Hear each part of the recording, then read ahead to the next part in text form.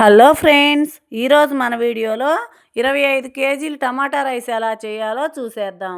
గిన్నె పెట్టి 1.5 కిలో వరకు ఆయిల్ వేసి కొంచెం బిర్యానీ దినుసులు వేసి వేగిన తర్వాత 2.5 కేజీ వరకు ఉల్లిపాయ ముక్కలు వేసి బాగా వేపుకొని ఒక అరకిలో అల్లం పేస్ట్ వేసి పచ్చివాసన పోయే అంతవరకు వేపుకొని మనం చిన్నగా కట్ చేసుకున్న టమాటా ఒక 10 కిలోలు వేసి బాగా ఉడకనిచ్చి ఒక గరిటె కారం, కొంచెం పసుపు పొడి, 1 కిలో ఉప్పు వేసి బాగా ఉడికిన తర్వాత అరకిలో పచ్చిమిర్చి ముక్కలు వేసుకొని కొత్తిమీర, పుదీనా, కొంచెం కసూరా మేతి వేసి మనం తయారు చేసుకున్న గరం మసాలా వేసి బాగా ఉడికిన తర్వాత స్టవ్ ఆఫ్ చేసుకొని కడిగిన బియ్యం స్ట్రీమ్లో కరెక్ట్గా వెసురు పెట్టుకొని దానిలో పోసి ఉడికించుకున్న మసాలా పోస్తే 5 నిమిషాల్లో టమాటా rice ready.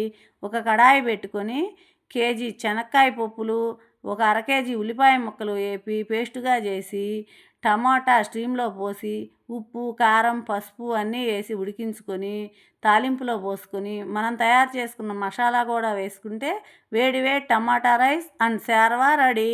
Thank you. Subscribe.